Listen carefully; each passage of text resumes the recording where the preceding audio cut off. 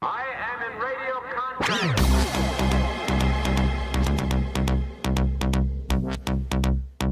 What kind of people are we? I am in radio contact.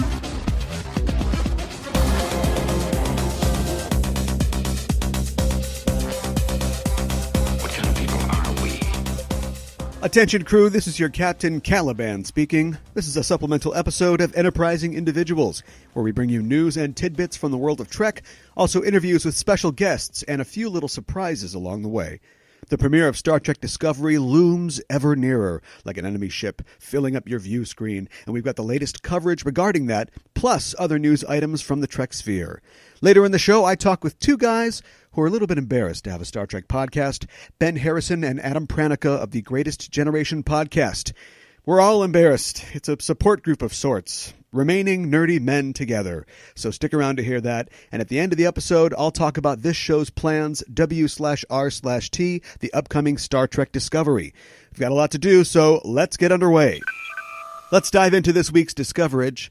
Jason Isaacs, rumpled provocateur and Larry the Cable Guy catchphrase enthusiast, found himself in a bit of hot ractigino recently when he was quoted by the New York Daily News as saying, quote, "I don't mean to sound irreverent when I say I don't care about the diehard Trek fans. I only don't care about them in the sense that I know they're all going to watch anyway. I look forward to having the fun of them being outraged so they can sit up all night and talk about it with each other." End quote. The Daily News. Oh boy. Okay, I can do this. Captain Jerk. By the way, these are all in like 96 point block font.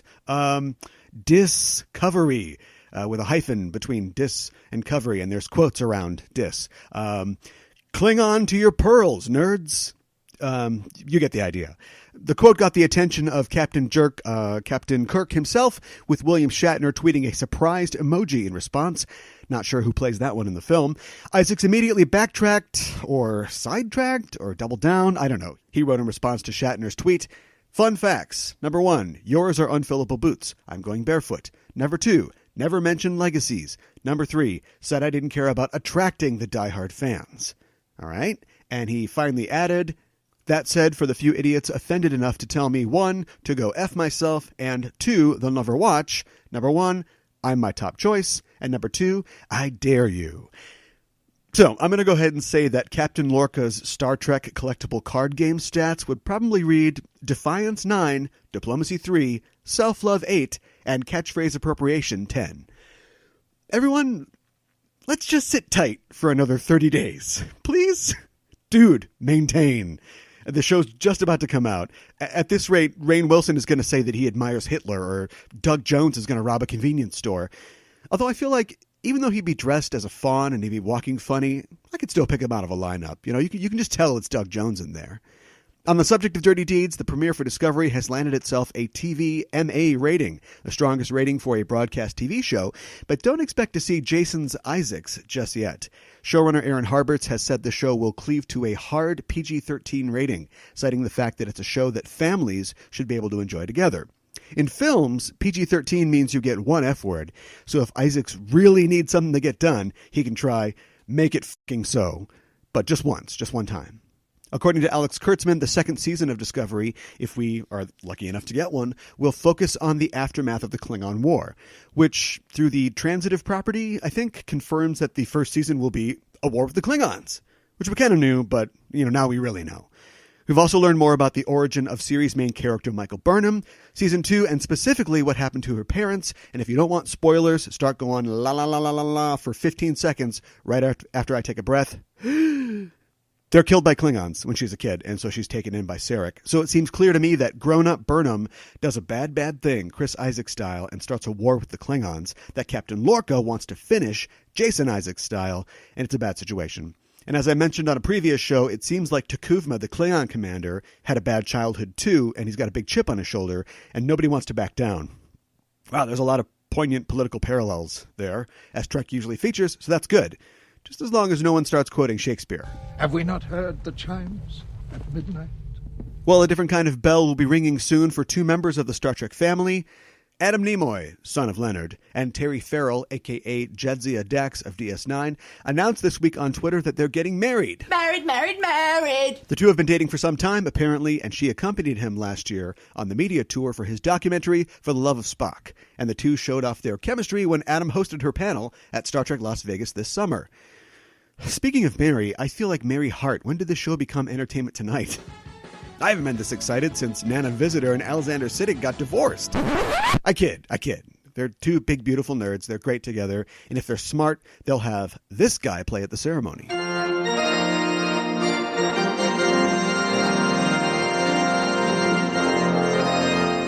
That's Ralph Leinen, cantor for St. Donatus Church in Aachen, Germany. That's cantor with a K.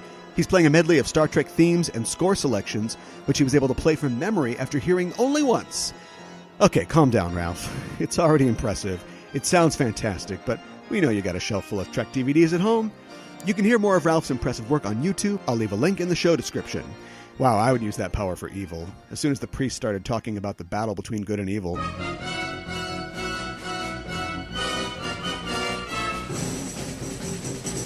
Well, it's a legal matter from now on for Adam and Terry, but another Star Trek star has found himself wedded to a lawsuit.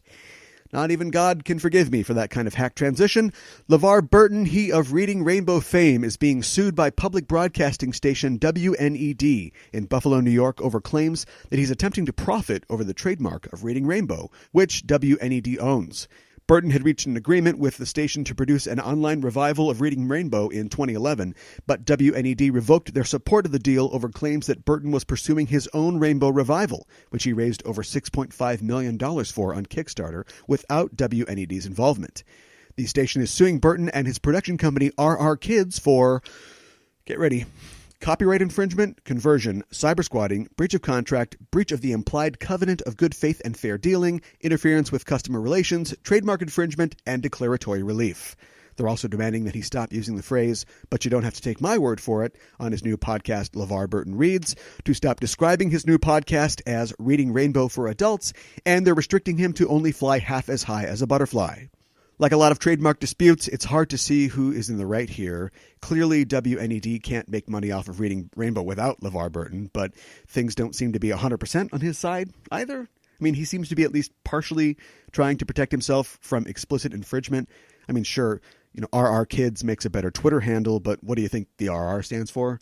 Using the catchphrase on his non-connected podcast seems like a problem, and if you look into this story, it seems like RR Kids and Burton do pretty much all of the content production for the brand. But as this was all shaking out, everything that was on readingrainbow.com suddenly got transferred to LeVarBurtonKids.com, and the Reading Rainbow Skybrary is now LeVar Burton's Skybrary. I mean, come on. Possession is 9/10 of the law, except in intellectual property, where trademark is 9/10 of the law. And I mean, hosts and brands can survive beyond the end of their partnerships together. Look at the WWF. I mean, the WWE. Bob Vila got thrown out of the old house and he went home again. Dick Sargent. Here's hoping that WNED can come to its senses that they need Burton, and Burton can stop trying to make deals with Netflix behind their back. But you don't have to take my word for it. What? Lawyers from who online too?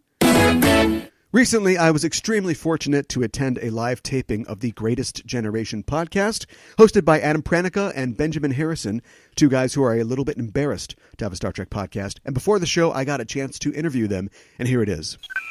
Well, we were talking before about you guys trying to recreate the experience of the live show for people here. Well, how's that been? I don't want to talk a ton of shit. We'll see how it goes tonight. Our last tour we basically used the same setup, so it bore out that time. The idea is that we have clips loaded up, and we, because we are reviewing the show, we want to cite our source material. Yeah, right. And so that's why the clips come in, and then we have lots of characters that we've created over the over the series that pop up, and a lot of them have their own theme music and and Yeah. there's drops and stuff. So The high wire act, though, is like, it's easy to edit a show after the fact and put the Sure. drops in just right and just so. So there's like a fair amount of unintentional comedy of like firing a drop a little late or a little early or like yeah. or messing it up. But for the most part, like, that's a fun challenge of Yeah. doing it. Sure. Well, and it also, like, I think wouldn't feel like the show if we showed up and we're like doing the voices and the Right. music that It's just a is stool associated and with that mics voice and- wasn't right. playing. So And plus, you guys work in film as well, so this is kind of secondhand for you, or we second nature. are we're both gear dorks, so this comes easy to Okay. both of us. I think that the first time I heard you guys together was on your podcast with Oh, yeah. Chris. Let's Drink About It. Let's Drink About It, yeah. And you guys had a long, extended discussion about creme de banane. Yeah. It went on for a while. Sure. So, I didn't think to ask if they stocked that yeah, before. yeah, sure. Any That's other? not something we put on the rider for a very should- good reason. That's a good. It's like what is it? A lot of bands put like a test, like Yeah, will they that's do the this brown thing? M&M test. Yeah, right, Yeah. exactly. Are there any other completely obscure liqueurs that you have picked up over the years that are gathering dust because you'd made one drink out of them? I have one in my closet that is called Elixir Novasalis, and it is I think it's Italian. It's the bitterest shit I've ever tasted. Oh, okay. It is so much more bitter than people talk about Malort as one of the most hard to drink things. Like, you cannot believe that somebody tasted this and was like, let's put this in a bottle and sell it. What was it called? Elixir Novasalis. I'll give you some when we get to Brooklyn. It sounds like a genus species of some animal. I'm not kidding. Like, you take a taste of it, and like things don't taste right for the rest of the day. Oh. It ruins your mouth. You should brush your teeth and it's then like a drink Chinese it. peppercorn then. Yeah. Yeah. How did you guys meet? How did you guys get hooked up? We met through a mutual friend of ours named John Roderick, Okay. and we both went to one of his live shows together. And I knew of Ben through one of his video projects with Jesse Thorne that he did called Put This On. Oh. And I was just sort of a fan of his work and recognized him on site at Roderick's show. And I was like, hey, man, really like your work on Put This On. And Ben, sort of recoiled. Because socially, I can be very, ha. Yeah, the only time until this project that anybody ever Yeah. recognized me. But we, Roderick, put us together, and he was like, you two are the same guy, you'll be friends. And it was not long before we were, down at the other end of the table from everybody kibitzing and making wisecracks. We were very fast friends, I would say. Yeah. Is that when you guys realized that you both love Star Trek? No, it probably took a year and a half Yeah, that or was 2 a lot years later. before we ever made jokes about that. Yeah, we were in-person friends, and then we immediately became social media friends, and it was on social media about a year later when I think Ben posted something about it, and then in my, I placed a very big hat on top of his hat to get, so that he would notice my interest and trivia knowledge. And then, I don't even know what we were referring to, but we started batting around Star Trek jokes. Yeah. And then it wasn't And long just after that. really taking swings for the fences with these Star Trek jokes, Sexualizing in ways that we wouldn't ever do on a live podcast. Sure. Probably. Of course not. Back when I had 30 Twitter followers and a lot of shame. Your show, The Greatest Generation, is a show with two guys who are a little embarrassed to have a Star Trek podcast, which leads me to ask why, or how did you decide that this was a thing that you had to do, you'd make a podcast out of this? Well, I think that those jokes they felt like something that we could just keep doing forever.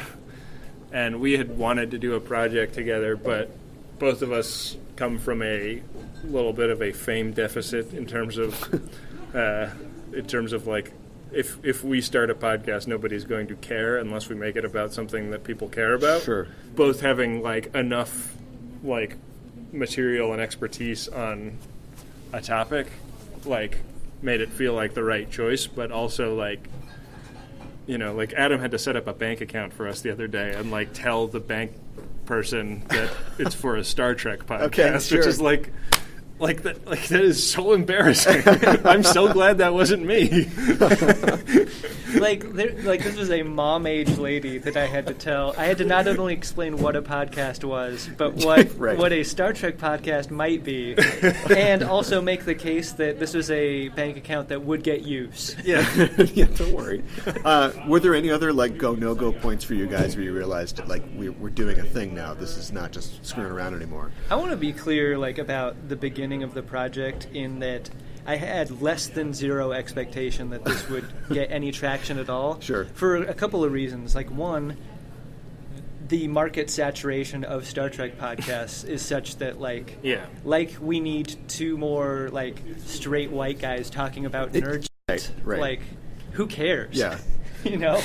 And so the intention really and honestly was to do a project to see if we could stick to a schedule, Okay. to project manage something together on Sure. opposite coasts. Yeah. It could have been about anything. Does that come out of your work as producing? Just thinking, we could tackle it like that. Yeah, I mean, if we knew from previous hangs that we had a dynamic that was good for something, maybe podcast. This Kevin Uxbridge improvisation needs a home. Yeah, Yeah.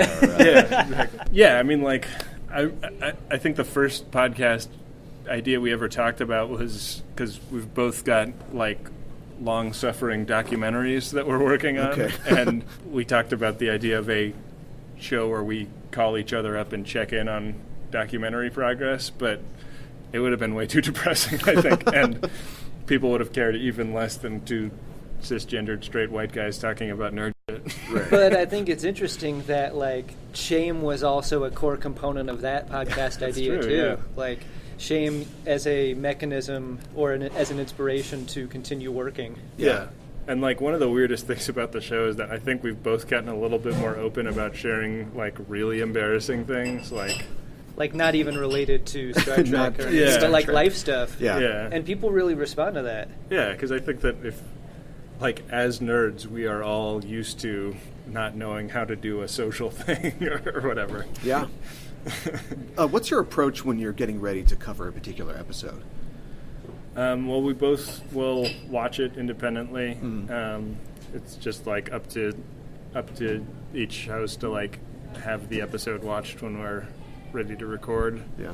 And I think we both take notes and try to come up with bits and premises and stuff we want to talk about. Yeah. As we're watching. I mean, half my notes get thrown out every episode because I'll be leading into something and Adam will tackle something I said, and then that'll go down a rabbit hole Sure. and become much more interesting than the dumb idea I had written down.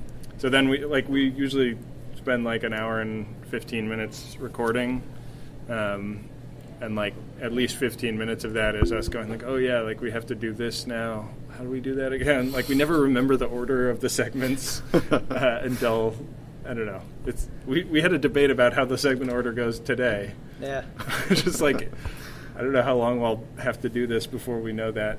Yeah. But and then we do 2 episodes a week right now, so typically Adam will edit Monday's episode and I'll edit Wednesday's episode, and we're usually at least a couple weeks ahead. So You guys have segments like Bible study and opening Star Trek cards and things like that. Did those develop organically, or did you think we need some content? This is a podcast. Yeah, no, I think the Bible study segment developed because we had a listener send us. He was at a thrift store and sent us the show Bible.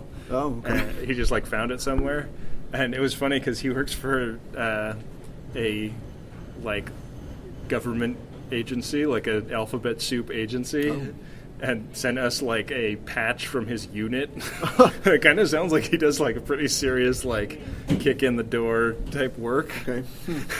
So it's crazy to think about somebody who's a real guy Right. with a real job like that listening to our show and being I'm going to send these guys the show Bible. The cards just happened because I think we were talking.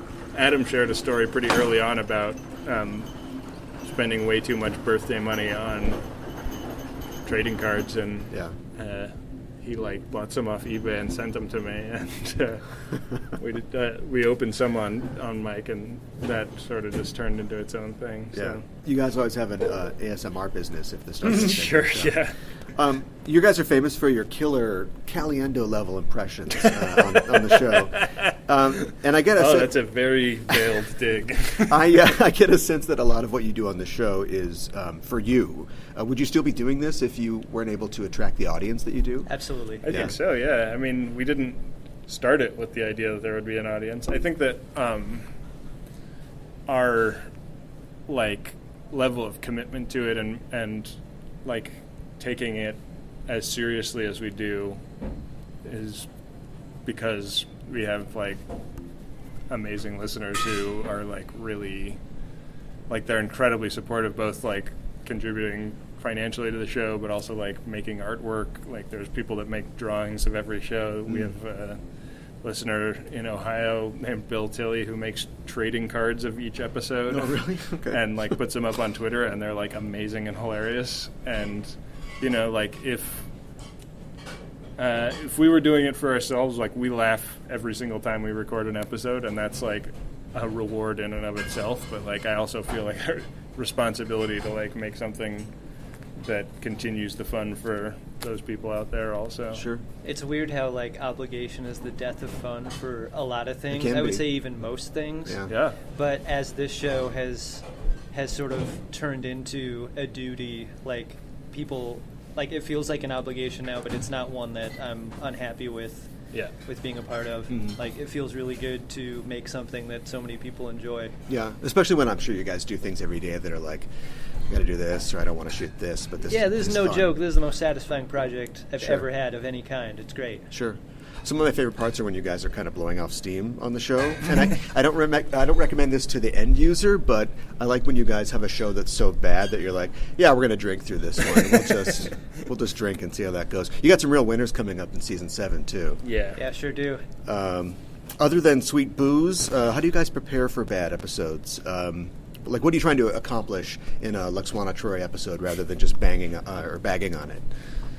I think, at least speaking personally, I really do try to see the good in the episodes that we watch, even though I would, of the two of us, characterize myself as the most down on bad episodes. Sure.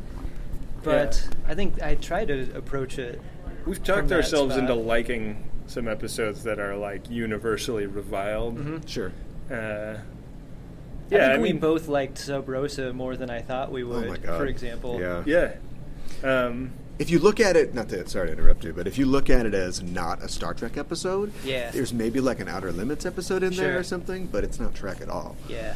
Yeah, it's a weird episode. Yeah. The episodes like that totally pervert the Star Trek as a place theory. You Yeah. know, because that is, Yeah. they Right. totally did that, and it was bad. Yeah. Yeah. So it doesn't work 100% of the time. This is your second tour now, right? Second tour. What did First one with the training wheels off. Though. Okay, sure. What'd you learn the first time?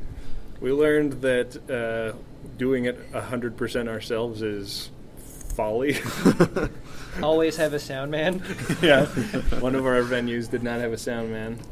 I mean, I think one of the things we learned the first time was like people actually want to come see this live, Yeah. which was a totally untested idea. It was like I was going to be in the Northwest, and I was like, hey, like, why don't we try out doing some live shows?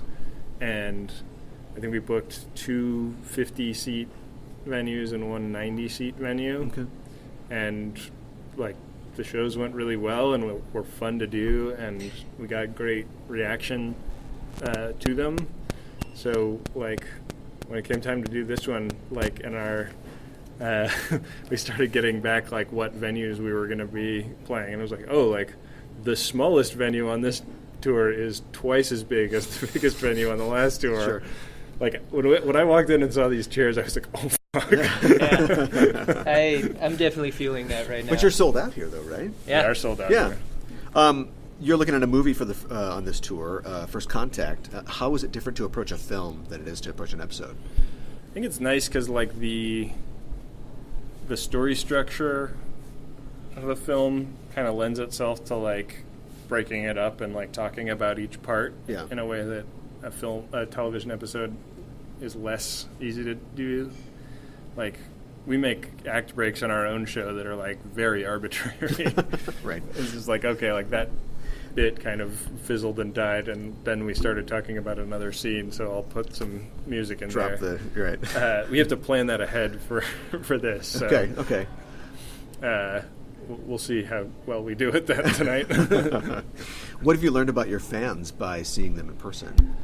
They're incredible. They're super sweet. Like, Yeah, like much like the surprise of being able to do a live show and having anyone come out, like it was such a neat surprise to meet people after a show and have them all be totally sweet and huggy and like to tell you to your face that like what you do has a value and like helps them get through a bad day or a bad week. Sure. Like that is the ultimate to hear that. Yes. I stopped reading our reviews a long time ago, and so to get that kind of in-person feedback, I think, is incredible.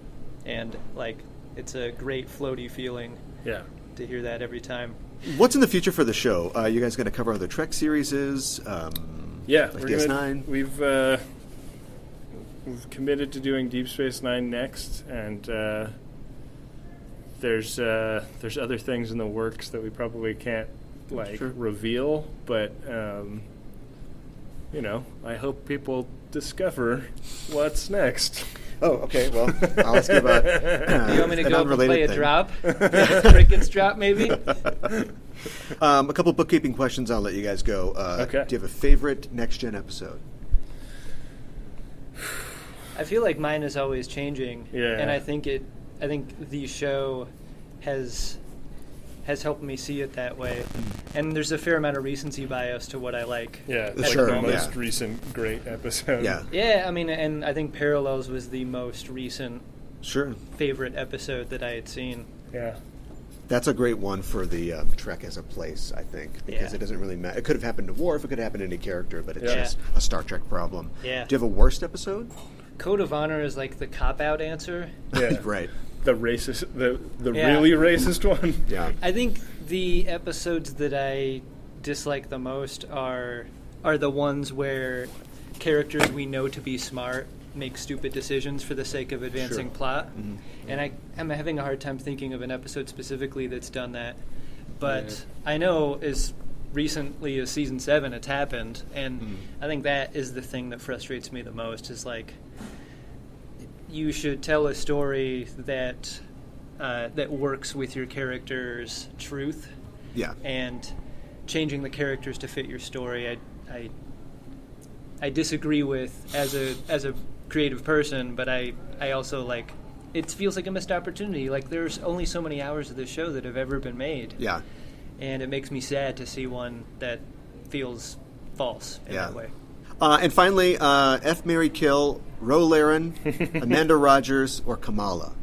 Is Amanda Rogers the girl that's Q? She's the true Q. The true Q. And Kamala The, is Nikki Cox. Senator Famke from the Janssen. great state of California. Oh, shit. Oh, wow. Yeah.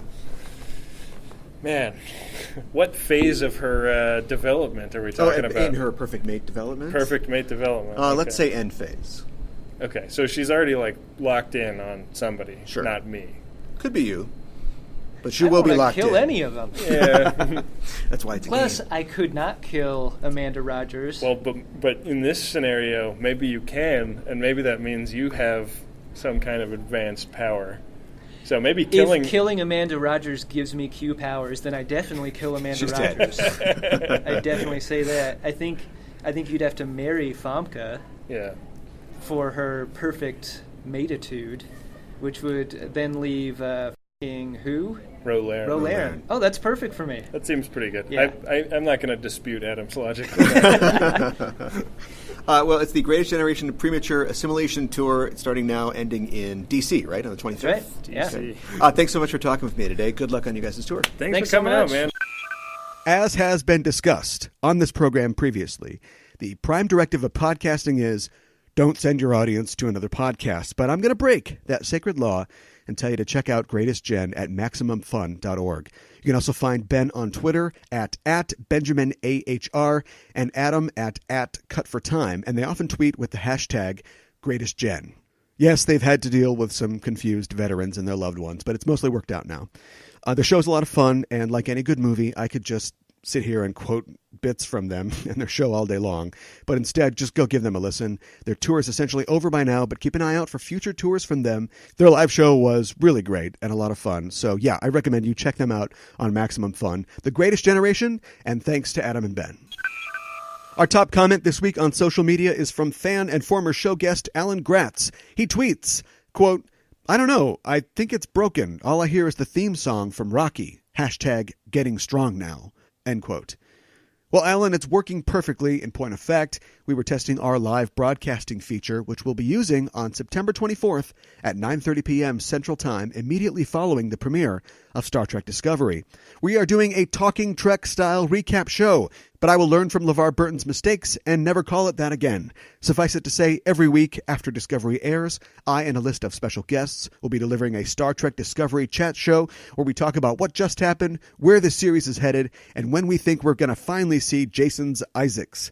More info will be available as we get closer to the September 24th show, and we will tweet out links to the live stream to let you know where you can catch the show. I can tell you right now, for the premiere, we're going to have Dave Galanter on the show, former guest and author of Troublesome Minds, and Ella Pearson, one half of Generations Geek, a nerd discussion podcast on the Chronic Rift Network that I'd probably tell you to check out too. So stay tuned, and thanks for your comment, Alan. You win the crack in the Liberty Bell. Not the bell itself, just the crack. That part's all yours. Remember, listeners, you can inquire if we're broken or not and maybe have your comment read on the air. Just go to facebook.com/EISTpod or find us at EISTpod on Twitter or through our social media links on enterprisingindividuals.com. You can also reach the show at EISTpod@gmail.com with feedback and suggestions, or to just say hello. We're waiting to receive your transmission. I'd also like to direct your attention to our Patreon page at patreon.com/EISTpod. We've got great subscriber content like our live show from Convergence 2017 about Star Trek II: The Wrath of Khan, and my imminently upcoming DS9 commentaries, plus my Klingon Christmas Carol production diary, plus a sneak peek at upcoming shows and guests. We work hard to bring you an entertaining and informative show every week, and if this was the 24th century where money didn't exist, we would gladly do it merely for the sense of satisfaction. But this is still somehow the 21st century, and everything seems to cost something. So if you enjoy the show and you want to help out, please check out our Patreon. Go to patreon.com/EISTpod. We have many tiers or ranks at which you can contribute with different benefits and prizes you can receive, in addition to knowing that you're contributing to something you love and are part of a larger community. Anything you can contribute would be appreciated and would help keep us flying. Thanks. And that's it for this supplemental episode of Enterprising Individuals. If you're an iTunes listener and you haven't yet, why not look us up on iTunes and make sure you're subscribed to the show? Also, write a little review for us if the spirit moves you, and please give us a rating at the very least. We'd appreciate it. If you're not on iTunes, you can still subscribe to the show on Google Play or Stitcher or wherever you get our show from, and if you leave positive comments and ratings on those platforms as well, we would be eternally grateful. Next time on Enterprising Individuals. Being a starship captain requires grit, determination, ice water blood, and the ability to lie your ass off? Author David R. George joins us next week for a show of firsts as we watch the first regular production episode of Star Trek, period. Uhura's in gold, Corbomite's in the water, Clint Howard's drinking Tranya, and the world's most interesting man? We don't always talk about the Corbomite maneuver, but when we do it next time on Enterprising Individuals. And until then, I'm your Captain Caliban, signing off and saying, live long and prosper.